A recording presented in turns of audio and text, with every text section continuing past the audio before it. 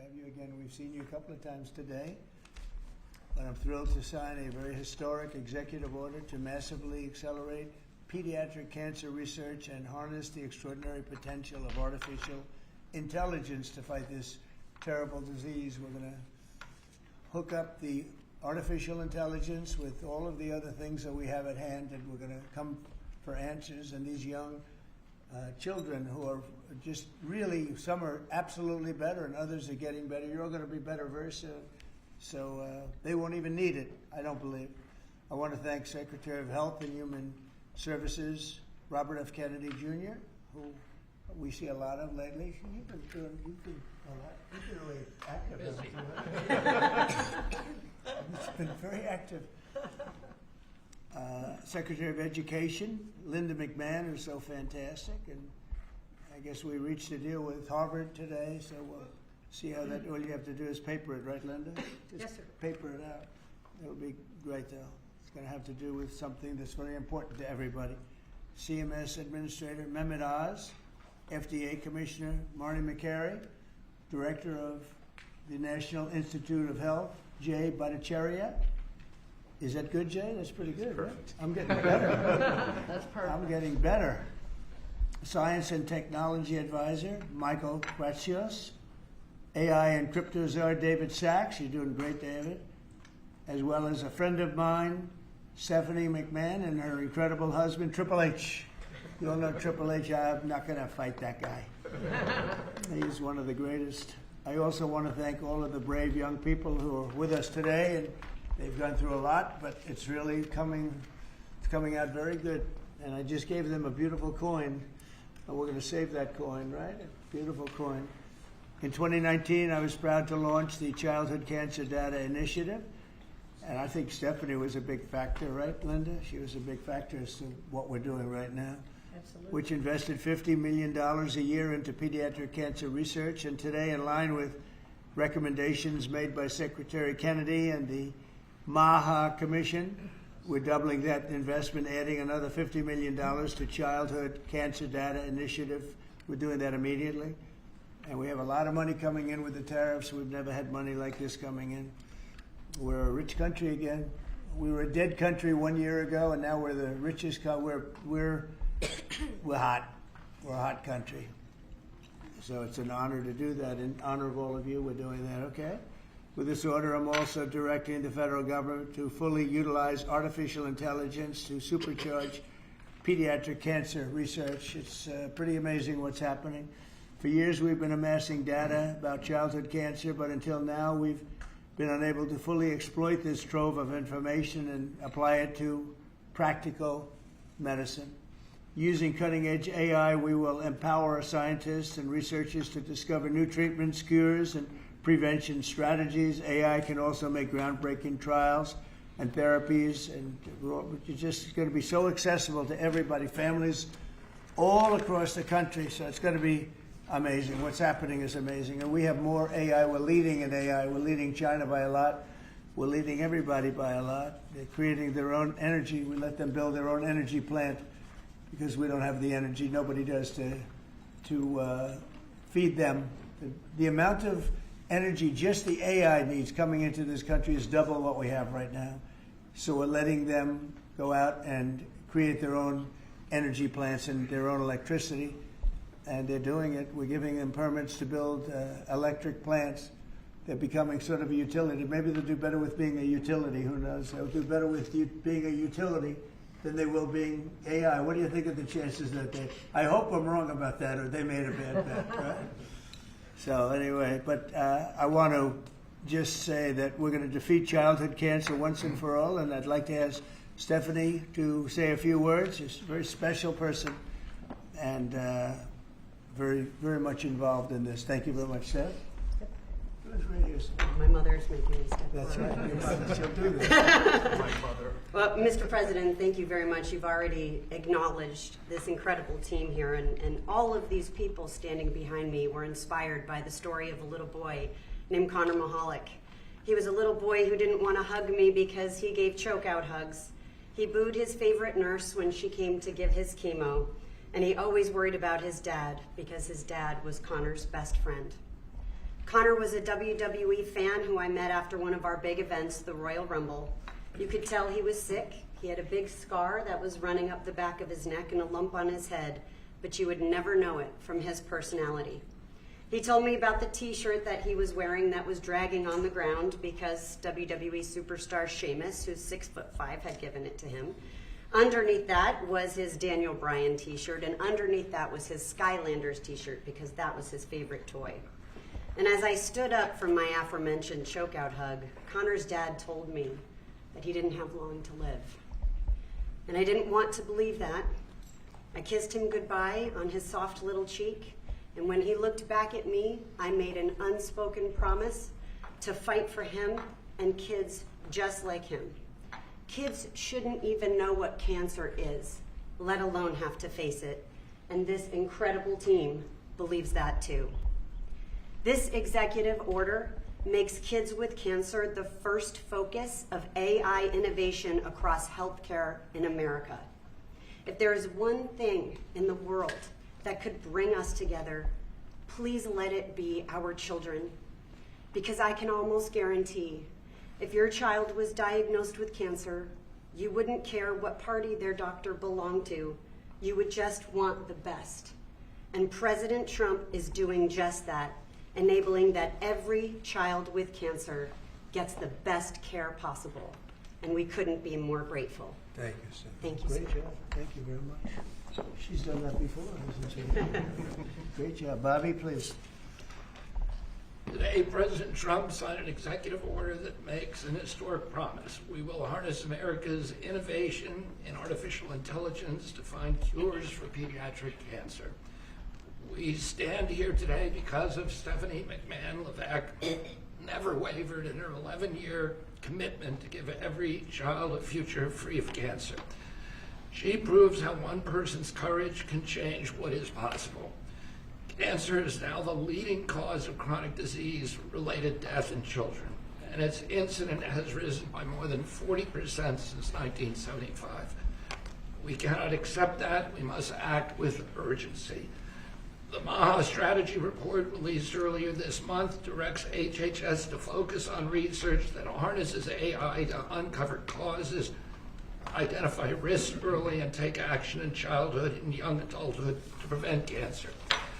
Now, this executive order directs the MAHA Commission, working with our nation's top science and technology leaders, to deploy AI to transform cancer care and research. We will accelerate progress in the Childhood Cancer Data Initiative that President Trump launched in 2019, and that means building stronger data systems, using AI to decode complex biology, designing better clinical trials that deliver faster, more effective treatment for kids.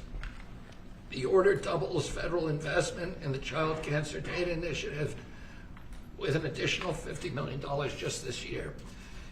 NIH will expand research while the private sector and universities will bring their best tools to the table. Together, we will ensure that every innovation, every breakthrough goes to work for our children. The order guarantees that AI will be integrated into HHS interoperability networks. We will make electronic health records and claims data work for patients and researchers. We're already doing that, and always with parents in control of their child's health information. No family should have to fight cancer with outdated tools or without access to the very best science. For too long, families have fought childhood cancer while our systems lag behind. President Trump, thank you for your leadership in changing all that. This executive order is about action, unlocking cures, empowering families, and giving every child the chance to grow up healthy and strong. With American innovation and leadership, we can make our children healthy again. Bobby, do they know why there's quite an increase that's taken place over the last number of years? Do they know why that? Do they have any idea why that's We happening? are doing that research, and Jay Bhattacharya can talk about that. We're doing that research now for the first time. We're focusing on that, in particular colon cancers and these cancers that never affected children before, and suddenly are epidemic in our children, and we're going to find the causes. They're environmental causes, We're going to identify them and work to eliminate them. Good, thanks. Thanks, Bobby. Jay, go ahead, please. Hello, thank you, everyone. Thank you, President Trump, for signing this historic executive order directing your administration to use advanced artificial intelligence technologies to cure childhood cancer. By signing this executive order, the administration is advancing the NIH Childhood Cancer Data Initiative's coordinated pediatric, adolescent, and young adult rare cancer, first launched under President Trump's direction in 2019.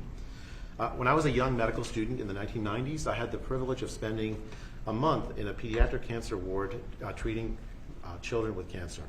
And I have to say it was the most difficult month of my life. I left for home every day in tears. Watching little children cope with a deadly disease is hard. They should be playing with their friends, going to school, living their best lives. But instead, they bravely face cancer. These are the bravest kids I've ever met. I have tremendous admiration for the scientists who devote their lives to finding cures for kids with cancer, for the doctors and nurses who take care of them, and for their parents who suffer alongside them, care for them, and love them. This year, nearly 9,500 children will be diagnosed with cancer in the U.S. In the mid-1970s, the 5-year survival for cancer was 58%. Today, the cancer survival rate for children with cancer is 85%. This is because of the tremendous investments we've made in treating childhood cancer, in researching it, and it's worth celebrating this achievement. But I say that 85% is still too low. We need to be at 100. Whilst we still have a long way to go. The treatments these little kids undergo involve therapies like chemo or radiation that put them through hell. Even with 85% will be cured, the therapies themselves can cause health problems as kids age into adulthood. Nearly 60% of cancer survivors experience severe life-threatening complications in adulthood because of these treatments. And so we need better treatments so that we can raise the survival rate and reduce the side effects. This initiative builds on the CCDI's mission to gather data from every child, adolescent, and young adult diagnosed with cancer, no matter where they receive care. It aims to develop a platform of tools to bring together clinical care, research tools like molecular characterization and genetic information, tools that will improve preventive measures, treatment, quality of life, survival for childhood cancer. By uniting families, clinicians, and researchers, by harnessing the power of AI, CCDI will accelerate diagnosis, inform treatment, and develop the next generation of life-saving therapies. This is not about collecting data alone. It's about giving families hope. Today, we commit to taking this work to the next level. With this executive order that President Trump is signing, we're building a future where every child's data contributes to faster diagnosis. Artificial intelligence help us uncover faster, more precise treatments, improve quality of life, and better survival. And finally, let me extend my sincere congratulations and gratitude to President Trump for his leadership and vision in giving us this opportunity to make America healthy again, to rigorously push the boundaries of science and bring hope to millions of families. Thank you. Thank you very much, Jay. It's very nice. Appreciate it. Director Kratsios, please. Thank you, Mr. President, and thank you, Secretary Kennedy, for your leadership on this issue. I am thrilled that our MAHA strategy prioritizes utilizing AI in the fight against cancer, and that this executive order is putting a priority to this action. Thank you for your commitment, Mr. President, to the United States for maintaining its global leadership in artificial intelligence across models, data sets, applications, and to issue an AI action plan to do just that. Your foresight in the first term, leading you to establish the CCDI to gather, harness, and share data on childhood cancers, has positioned us today to leverage AI in a way we could never imagine before. With America's pioneering models, American researchers now have the best tools in the world to turn the CCDI data into the building blocks of life-changing breakthroughs. So I and my team at OSTP are thrilled to partner with our teams at HHS and NIH and with David to empower the development of gold standard applications for the pediatric cancer research and to play our very small part in trying to protect the health and happiness of America's children. Thank you very much, Mr. President. David, please. Thank you, sir. Well, first of all, I just want to thank Stephanie McMahon and Paul Levesque for helping to bring us all together here. For years they played villains on TV, but they're actually very nice people in real life. But it's because of your passion that we're all here today, so thank you for that. And thank you, Mr. President, for your leadership on this. First of all, you did have the foresight to create this childhood cancer database way back in 2019, and that's what's going to power the AI. It's going to give us the data to find all the patterns in. The other thing you've done is you've made it your policy of this administration to support innovation, to support infrastructure, to support energy. And because of that, we have an AI boom going on right now. 3.8% growth rate in the last quarter in GDP, and a big part of that is because of the AI boom that you've unleashed. So thank you, sir, for doing that. And I think that we can see today that this AI boom is not just going to be about dollars and cents, but about saving lives as well. We're going to get some miraculous cures out of this. So thank you to everyone who's here today. Good job. We just had a meeting, and Oz was at the meeting, and really was a dominant factor along with Bobby. And maybe you could just say a couple of words about our past meeting where we're going to be lowering drug prices by 50, 100, 200, even 500%, even 1,000. We have 1,000% also. We have one coming up next week, a big one, 1,000% reduction in price. Do you want to give just a couple of words on that, Oz? It's a historic day. For the first time, we've had the magnitude of give from the pharmaceutical industry.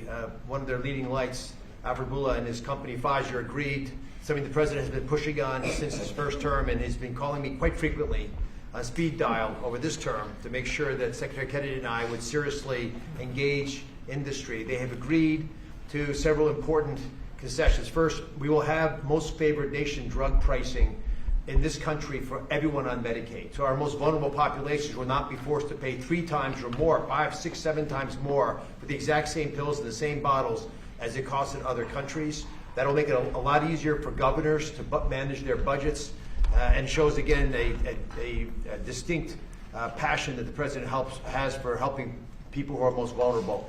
We've also gotten all new drugs to be released in this country to be priced at most favored nation, which means by the end of the president's term, 95% of all pharmaceutical drugs in America will be at most favored nation pricing. Again, no more discrepancies between what folks in other countries can buy their drugs for and what's being purchased in this country. Pfizer also agreed, as will companies next week when they come to visit this same White House, to onshore drugs to bring their production back into America so American workers will benefit as well. But at the same time, this is critical, it allowed Pfizer, and we believe for other pharmaceutical companies, to maintain their innovative edge. We want America to continue to find cures like the ones that saved the lives of some of the children that I'm looking at right now. Those beautiful faces and smiles are here because American innovation was not dulled, not blunted, but we can solve that need and thread the needle by also making healthcare affordable so Americans no longer, including children like this, be forced to make a difficult choice between groceries and pharmaceuticals. And I must say, Mr. President, since this morning, if you just look at the stock market, there's been support of this decision made by the CEO of Pfizer. Their stock has benefited. So I think it was the right thing for the company, the right thing for the policies of this administration, which is a pretty cool place to work. But most importantly, it's the right thing for the American people. Thank you very much. And maybe we'll just finish it off with Linda, because she's been such an incredible cabinet member and done such a good job. Maybe you want to say something about your unbelievable daughter and son-in-law, because they've worked very hard on this. Well, thank you, Mr. President, for the opportunity to do that. I don't think that any mother could be any more proud of all of the efforts that Stephanie's made in support also of Paul. Stephanie first talked about this 10 or 11 years ago after Lil Connor. And I remember one of the things that she said to me was, I really would like to somehow convene the people and the scientists who think outside of the box, because research is done in very standard terms. You do this, and yes, you have to do that. But she said, I really would like to tap into some of the most creative and inventive minds in the country to be able to look at research differently for pediatric cancer. And she did that. It took her about 10 years, and she kept tapping in and calling people, being pretty relentless about it, driven herself by a mother's heart. And I couldn't be any more proud of the work she's done. I'm happy to stand by and be a supportive mom and be very proud of her today. Thanks. Good job you're doing. Thank you very much, Linda. Okay, any questions, please? Mr. President, as we inch closer to a government shutdown this morning, you said you might do a lot of layoffs. If DOGE is already reducing the federal workforce, why is it necessary to link more federal jobs cut to a shutdown? Well, the Democrats want to shut it down, so when you shut it down, you have to do layoffs. So we'd be laying off a lot of people that are going to be very affected, and the Democrats, they're going to be Democrats.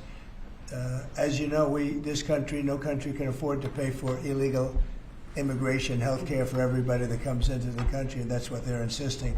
And obviously I have an obligation to not accept that. That would affect everybody You know, when I see what we're doing with AI and all the plants that are opening up in the country, $17 trillion is coming. And if you compare that to Biden, Biden had, in 4 years, less than $1 trillion. We have 17 trillion, more than that. I think it's going to be much more than that, David, by the end of this year. I think it's going to be far over that. It's a record. It's already a record in 8 months.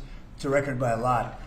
And so we're doing well as a country, so the last thing we want to do is shut it down. But a lot of good can come down from shutdowns. We can get rid of a lot of things that we didn't want, and they'd be Democrat things, but they want open borders. They want men playing in women's sports. They want transgender for everybody. They never stop. They don't learn. We won an election in a landslide. They just don't learn.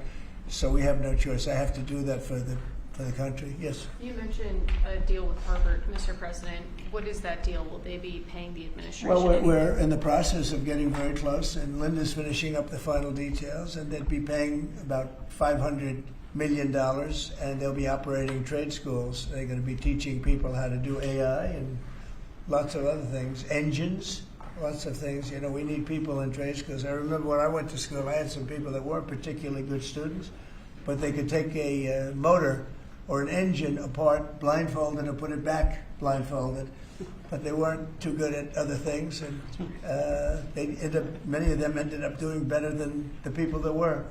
So trade schools are very important, and we've lost trade schools. We used to have a lot of trade schools in this country. We don't have them anymore. We have tremendous plants opening, and we want to have people at top level for those plants, whether it's AI or whether it's automotive plants. You know, we have many automobile companies open their plants in the United States. They're all coming back for two reasons: tariffs, and I think they liked November 5th. You know, they liked the person that was chosen, and they're moving in from Canada, they're moving in from Mexico, they're coming in from all over the world. China is coming. They're all coming, and that way they avoid paying tariffs. So, you know, they're coming for that reason. So by opening up trade school, because we're going to need employees, we're going to need people with skill. And I think I can say, Linda, you feel the same way. By opening up trade school, this would be a giant trade school, series of trade schools. It would be run by Harvard. Now, this is something that we're close to finalizing. We haven't done it yet. But they'd put up $500 million.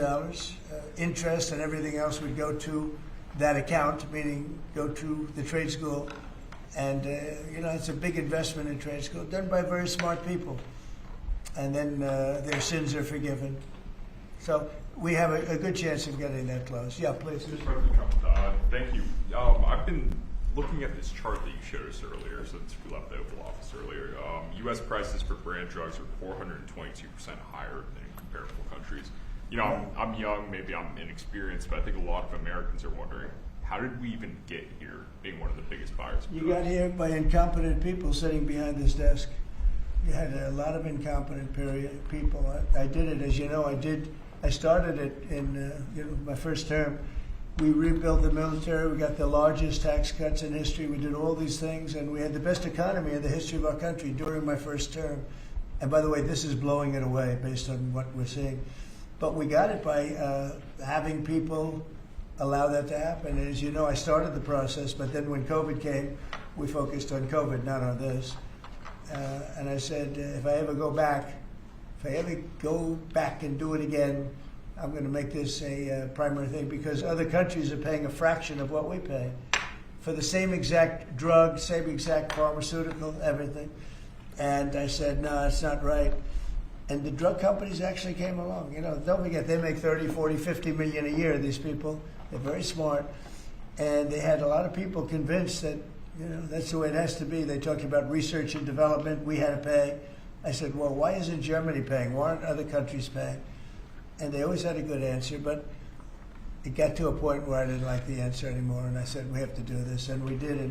The team that we have with Oz and Bobby and Chris and all of the people that we have working on it, and I must tell you, Marty's been a big, wherever you may be, Marty, but Marty's been a big factor. We have a great team. There's never been a medical team like this, and I said, let's go do it. And then I did, as I said, I would bug them every single day, every week, because I said, we have to have, why should we be paying 10 times what another country's paying? And that was just an excuse, research and development. We do research and development. So now we're going to be paying whatever the lowest price is. We're going to be paying that price. So it's a great thing. But there won't be anything that can have the impact on Medicare, Medicaid, Social Security, anything where you need pharmaceuticals, medicines. The numbers are going to come way down. Even Obamacare, which is terrible, it's not been good, as you know. It's a weak form of health care. But it'll be better because the medicine's going to come in at a very low price. Yes, please. Yes, Mr. President. It seems like every time you assemble your MAHA team and your cabinet members behind here in regards to health issues, it just keeps getting powerful. And I look at these young kids there and the weight that is on the world right now that you can lift by what you're doing. I've often said Trump could cure cancer and people would still criticize him. And it's true. What is your message to America that this potentially could bring us all together, get us on the same page and have unity? And I'd like to see if some of the kids or the parents have what it means to you to see President Trump get involved with this. Well, we've made tremendous strides in cancer research, far more than anyone has done. And we have the greatest minds, the greatest people working on it. And childhood, they call it childhood cancer. It's a very specific thing. And we really made a lot of progress. I think something that's going to allow us to make a lot of progress is the money we're saving on pharmaceuticals. We'll be saving 500, 600, 1,000%. Nobody's ever heard of that. I told the story, you were here before, that when I was in the previous administration, my first term, I was so proud of myself because I'm the first president in 28 years that cut drug prices from beginning to end. So they went down. I think it was 1/8% or 1/4%, and I was so proud of that. I thought that was great. Now I'm cutting them 500%. And I will say this, politically speaking, the people understand. Otherwise, I wouldn't have won in a landslide. I get 97% bad press, and I won in a landslide, which tells you the press has no credibility. But I will say that what we've done has been a great tribute to the people that's standing behind me in different forms.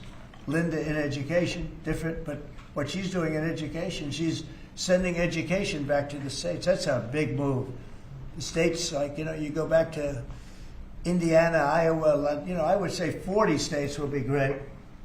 45 will be, the 5% of them will be pretty good, and then you're going to have a Gavin Newsom and some other people that aren't going to do a good job, but we'll help them out. I want to help them out. And we're going to have safe cities again. We're going to be very safe. We're going to be going to Chicago pretty soon because a friend of mine, a great guy, the head of the Union Pacific, he said, "Sir, you have to save Chicago. It's going bad. It's going bad fast, and it's a great city." He's right. It's a great city. I know it very well. And we have to save Chicago. So we're going to Memphis, Tennessee right now. We've had a home run in D.C. You can walk out. Brian, you got mugged here a long time ago. Yes, sir. And the mugger must have felt some pain because you're a tough cookie. Well, he had a gun, and I wish I would have had Triple H with me as well. Yeah. If he had a gun, all you could do is say thank you very much. No, but it's everybody here. I mean, you were here in the room when I said to the reporters, who got mugged in the last year? And like half of the people raised their hand. Now, if you said who got mugged over the last 60 days, nobody. No killing, no nothing. And the restaurants are booming, the town is booming, it's clean. The National Guard actually went out and started cleaning all the crap out of the parks. The tents are knocked down. We had one that you said it was a blue tent, and you said it was a communist tent, right? See, we're going to have a communist mayor of New York, so, let's see how that works out. And I've gotten a lot of feedback on that. Everyone's very appreciative of you removing that tent.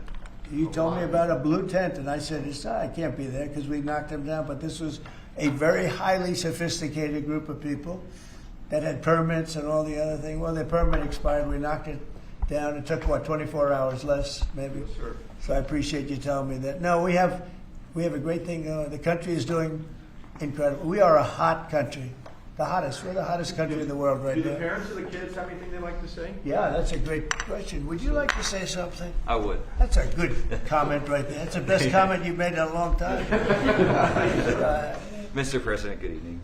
I'm Josh Armstrong. My name is Josh Armstrong. I'm from West Virginia, and I'm the father of this amazingly brave and resilient little 6-year-old, Laurel. Laurel was diagnosed with leukemia when she was 2 years old, just before her 3rd birthday. And we went on to watch as she spent months in the hospital fighting for her life, as she received blood transfusions and platelet transfusions, as she fought off one potentially fatal infection after another. We watched as her body swelled and became painful from steroids, and then as it became frail and weak from chemotherapy. And we watched and we wondered why there aren't better treatments available, and we wondered what might happen if she doesn't get the drugs she needs, and we wondered why isn't anybody doing more. And on behalf of myself and all the parents that have watched and wondered, we'd like to say that what you're doing today gives parents like me and children like Laurel the one thing that we most desperately need, and that's hope. And Laurel's Hope doing that, well. and She's Laurel doing- is, I'm happy to say Laurel's in remission today. That's good. She looks so beautiful. and Thank great, you. right? She is You beautiful. feeling good, Laurel?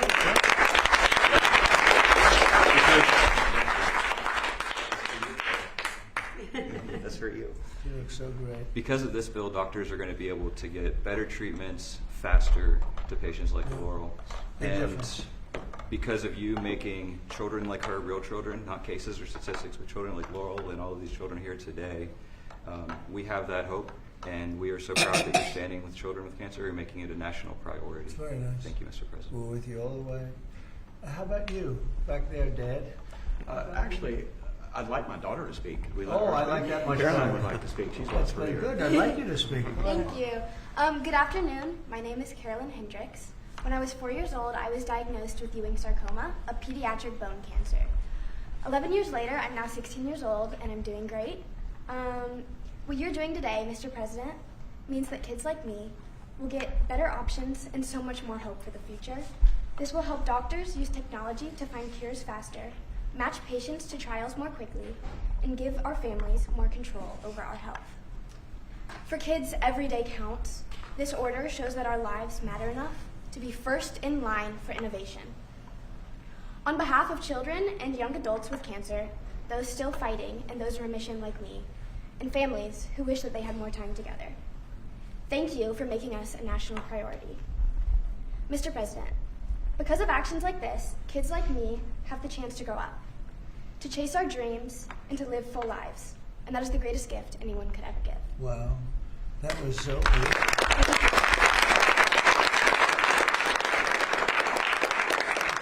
Your father could not have done that like you did.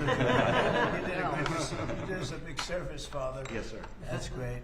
Where did you learn how to speak like that? I've done lots of speeches for childhood cancer over the last few years, and I'm also in a theater program, so that That's helps a great. lot. Well, good. That's a great job. Would anybody like to say something? Would you like to say something, honey? Yes. I'm Eleni Myers. I'm 9 years old, and I had a blood cancer called leukemia when I was only 2 years old. I had to get treated at 7 different hospitals across this country, and I had to have 2 bone marrow transplants, one for my dad and one for my mom. And I had to spend many days and the nights in the hospital getting pokies and yucky medicine. And me and my parents were very worried, and I had to go through those 7 different hospitals to find the best treatment that can make me better. And thank you, Mr.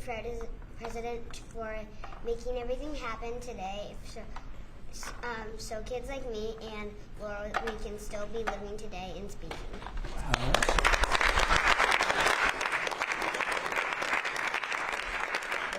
We're better than any of us have done.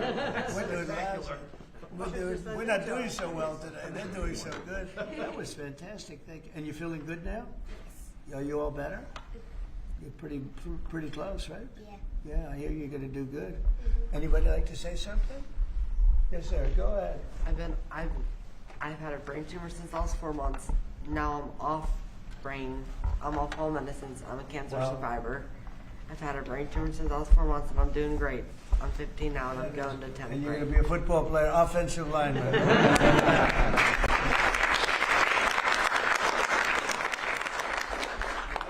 Fantastic. How about somebody else? I love hearing this.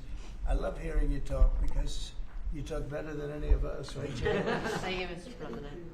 Well, I want to thank you all for being here. Amazing. We would have missed this. Thank you. But you know, we're doing a lot for you, and you're all gonna be better very soon. I don't think you're gonna need any of the help that we're giving. It's gonna be for the future.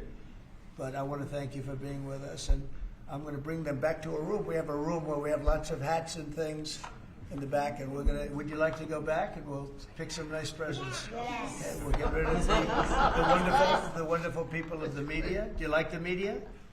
They're nice, right? They have good days, right? They do, actually, they do. Thank you very much. That's beautiful. That's really good. And thank you. We're not going to top that, so I wanted to just thank you all very much. Thank you. Thank you. Thank you.